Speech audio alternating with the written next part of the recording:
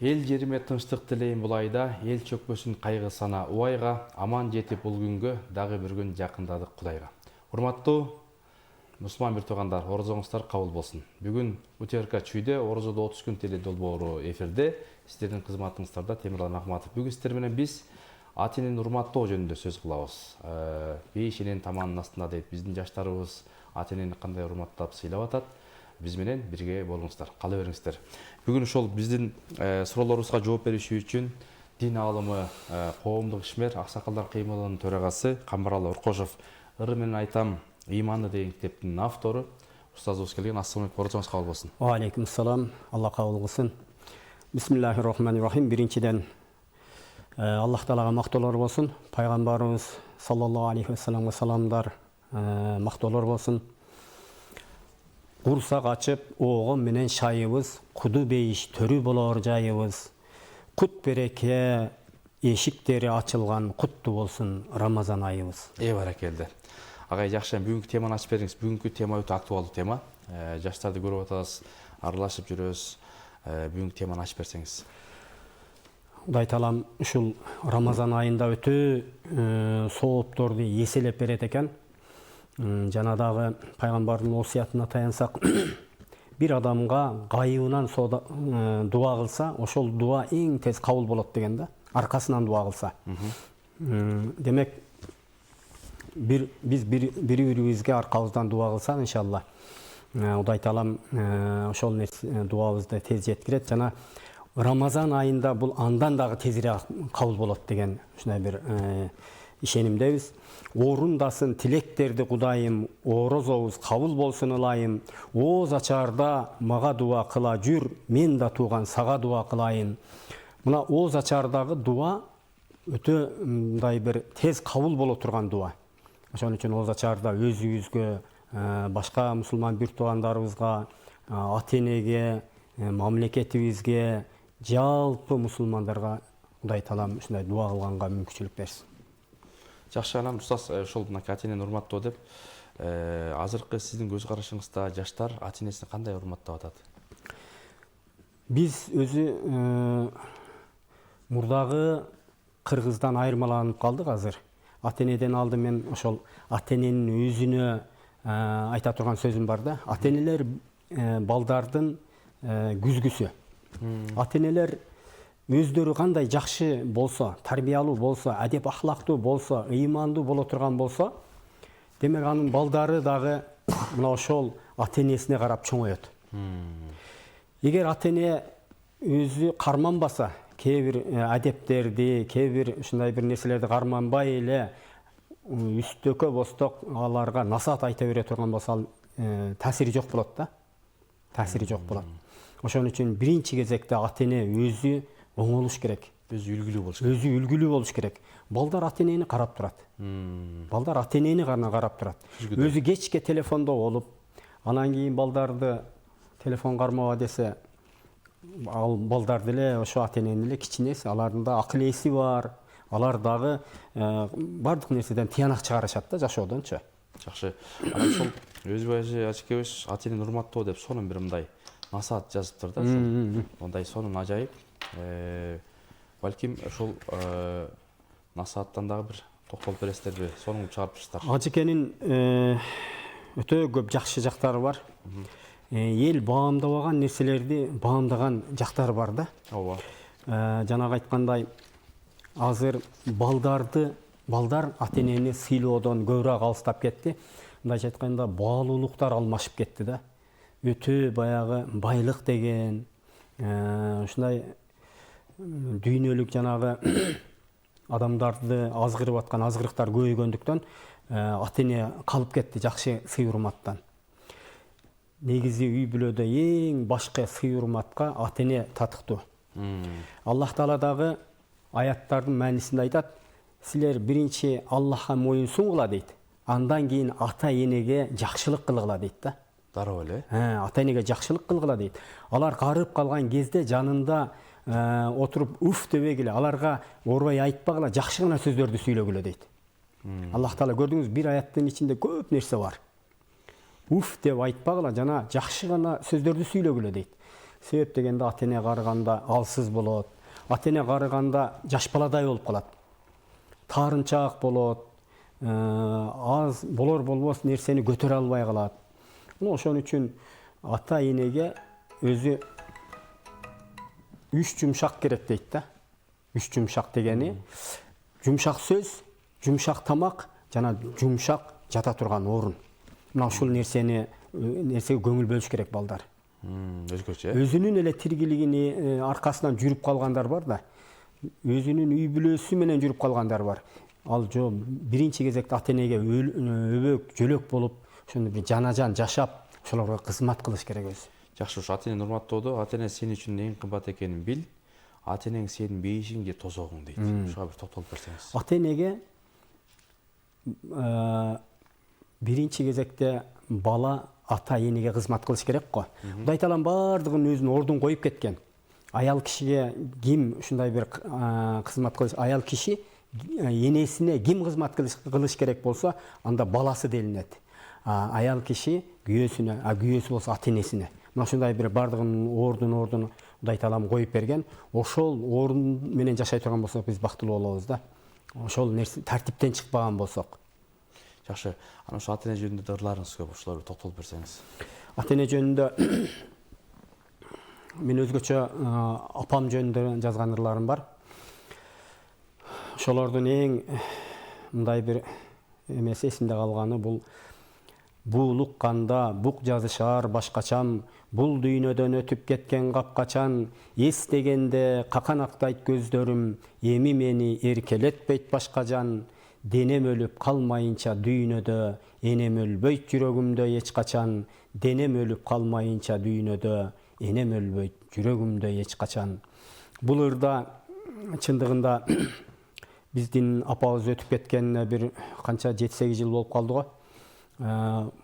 Канча болсо деле билбейм, ар күнү апам эсиме түшөт да. Эми баягы бирөөлөр эрте эле ажырады апасынан, биз болсо биз өзүбүз 50 жашка чейин апабыз менен чогуу болдук да, 50-гө жеткичеңдичи. Көп нерселер тарбиялык жактан, көп жакшы жактары дайыма эсте. Отурсак, дасторкондо же айткан сөздөрү бардыгы эмне энебиздин айтканы бизге ушундай бир азыркка чейин кулагыбызга жаңырып турат да. Ошон үчүн эң бир сыйга татыктуу бул эне. Пайгамбар алейхисаламга дагы бир сахаба келип туруп: Алланын элчиси, менин ушундай бир кызмат кылуума бул дүйнөдө ким акылуу дегенде, пайгамбарыбыз энең деген да. Экинчи жолу сураганда да энең деген, үчүнчү жолу сураганда энең деген, төртүнчүсүндө гана атаң деди. Эркек бала энеси менен атасына, эң биринчи энесине, андан кийин атасына ушундай бир кызмат кылыш керек. Жакшылык сөз, жакшы сөздөрдү айтыш керек. Мына Ажаканын мына Өзбек Чотоновдун немесинде да бар, мына буклетинде. Ошол ата энеге жагар сөздөрдү таап сүйлөш керек. Ата энегени күлө турган сөздөрдү таап, ошолордун көңүлүн ача турган нерселерди айтыш керек. Ата энени кучактап өбүш керек. Ата энеге жакшы тамак кылыш керек. Мына ушулардын бардыгын бирден айтып берген бул буклетте. Ата эне уктаардын алдында жакшы жат деш керек. Турганда жакшы турдумбу деш керек. Келгенде тосуп алыш керек. Келгенде тура калыш керек ордунан. Мына ушулардын бардыгы бизге билинбеген менен кызмат, урмат, сый. Ата эненин жүрөгү кубанат да ушул нерселерди көрсөчү.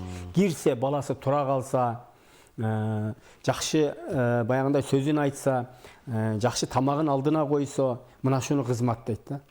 Жөн эле ата эне айылда өзү шаарда чалып коюп, акча салып коюп, жок ал жакшы эмес ал.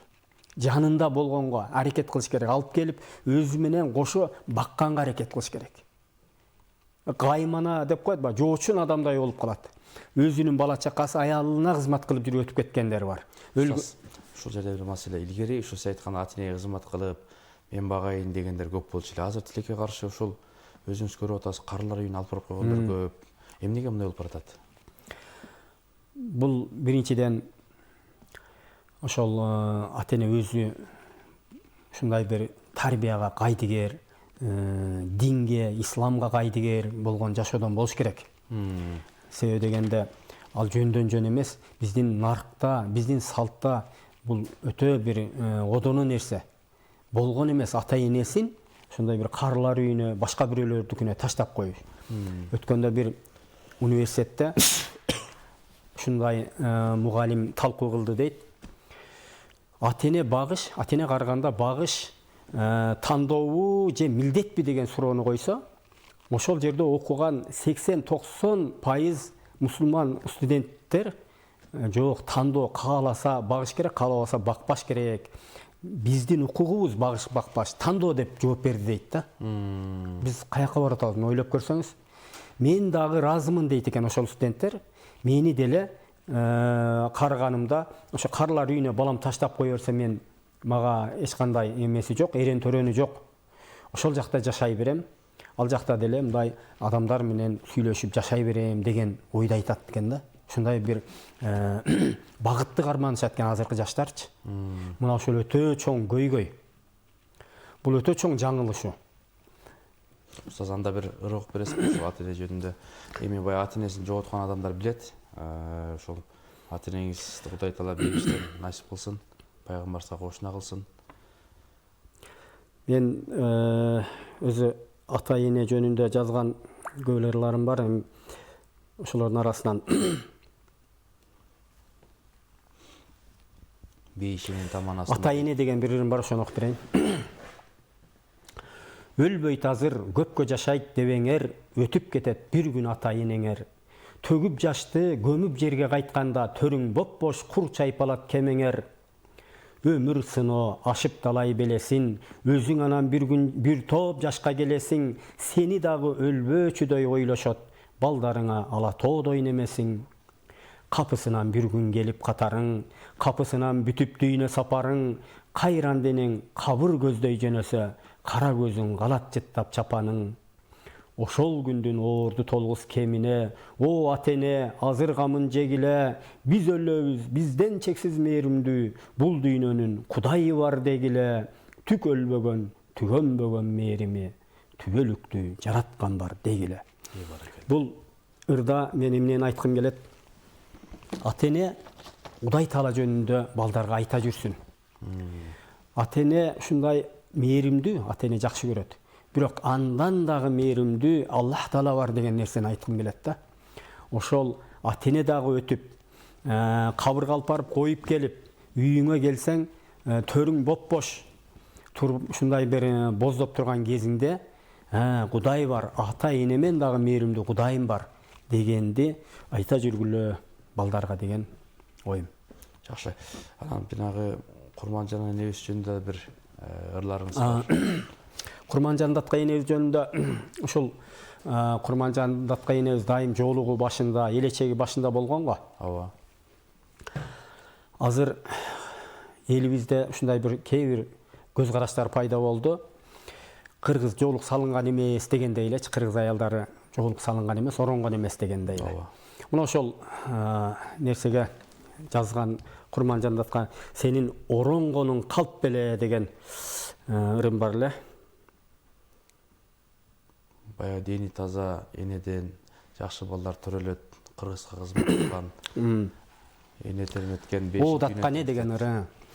О датка ал кезде элдер башка эле, оронуу Кудай өкүмүн билишчү баары жатка эле. Обу жок душман көбөйүп, оронгон эмес кыргыз дейт. Оромол бизге жат беле. О датка же оронгонуң калп беле.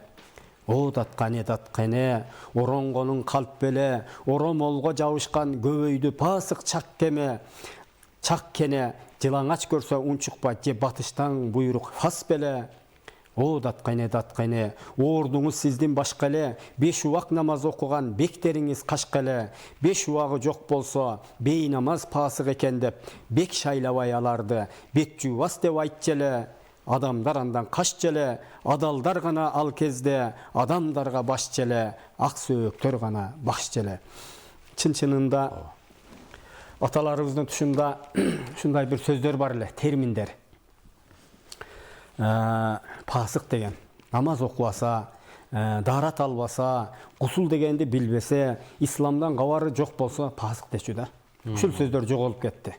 Анан чын-чынында жалаң ошондой намазкандар, Ушундай бир таза адамдар башчы болот эле бизге, Кыргызга. Ооба.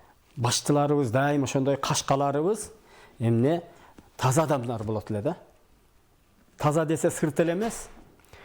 Жан дүйнөсү таза. Жан дүйнөсү качан таза болот?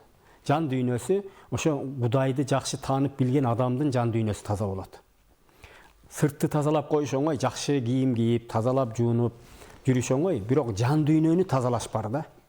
Жан дүйнө качан таза болот десе, ыйман менен гана тазаланат. Алланы таануу менен, Алладан коркуу менен, такыбалык менен гана жан дүйнө таза болот. Айтып бир нерсени сүйлөп коюш бар, бирок ошол нерсени Кудай мени көрүп турат деген ихлас жан дүйнөдө болсо, мына ошол нерсе гана тазалыкка, арулукка алып барат да. Такыбалыкка алып барат. Жакшы. Дагы ырларыңыз барбы? Дагы бир өзү ата энем экөө тең өтүп баратканда мен жанында болдум. Бул дүйнөдөн узатып атканда, атам өтүп атканда дагы жанында жалгыз өзүм болдум. Кудай таалам ошондой бир мүмкүнчүлүк болуп калды. Апам болсо үйүмдө, ушу Бишкекте, ушул үйүмдө өзүм буту колун шаалап, ушул жерден акыретке узаттым. Ошо апама акыретке узатып атканда бир ырым бар, окуп берейин.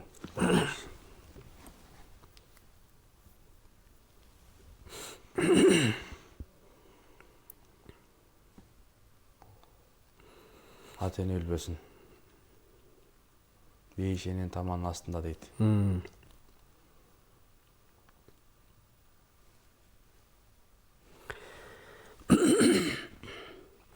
О дарылган батинкемди оңдогон, ооруп калсам мени менен онтогон, о дүйнөгө узап кетти апакем өмүр бою түйшүгүмдү ойлогон. Оозунда зикир келме шыбырап, оң колунда теспе турду шыгырап, кайран апам тил ооздон калганча, кайра шыгыр шыбырап. Беш убагын жаштайынан окуган, зикир келме түшүрбөгөн оозунан, сыноолордун чоңун берген апама, бейиштердин берсинең бир коозунан. Куран окуп дуа кылам дайыма, апакемди кечиргин деп Кудайдан, анан бир күн бейиш чайын ичербиз, өтүп барсам өмүр деген бу жайдан. Бул дүйнөдө жакшы пайдам тийбесе, акыретте сөзсүз пайда тийгизем, азыр Куран жаттап жүргөн убагым, кыяматта күндөн таажы кийгизем, азыр Куран жаттап жүргөн убагым, кыяматта күндөн таажы кийгизем. Баракалла. Ошол апамы узатып атканда, апам дайыма ушундай тирүүлүгүндө колунан теспе үзүлчү эмес да. Ошол адат ушу жан берип атканда дагы шырк этип кетип атты колдоручу. Ушу оозу күйрөп, алы келишинче анан теспеси шыгырап ошентип атты. Ошондогу сөздөр. Анан дайыма ошо зикир келме менен болот эле. Апама көп ата энебизге, биздин ата энебизге көп сыноо берди Кудай таала. Ата энебиз тирүү кезинде балдарынан 4төө өтүп кетти бул дүйнөдө. Алла бейиш берсин. Устаз, биздин убактыбыз 28 секунд калды, бир дуа кылып коюңуз эми. Амин. Алхамдулиллах, вассалату вассаламу аля расулина Мухаммад ва аля алихи ва асхабихи ажмаин. Аллахым элибизге тынччылык берсин, элибизге ынтымак берсин. Жараткан Аллах жерибизге бүтүндүк берсин. Аллахым биздин элди дүйнөдөгү жакшы өнүккөн, өскөн элдерден кылсын. Кудай таалам жашоолорубузга береке берсин. Ар кандай апат, бале, кырсыктардан Кудайым өзү сактасын. Жараткан Алла эч кимдин көзүн каратпасын биздин элди. Эч качан чөгөрбөсүн. Дайыма ушундай бир жакшылыкта жашап өтүштүккө Кудайым бизге насип кылсын. Роббана атина фид дунья хасаната ва фил ахирати хасаната ва қина азабан-нар бирахматика я архамар. Урматтуу телекөрүүчүлөр, Камбаралы Оркошов дин алымы болду. Ата энелерибизди урматтап сыйлайлы. Ата энең сенин бейишиңге тозогуң дейт. Андыктан ата энелердин батасын алалы. Кийинки эфирден амандашканга чейин орозоңуздар кабыл болсун.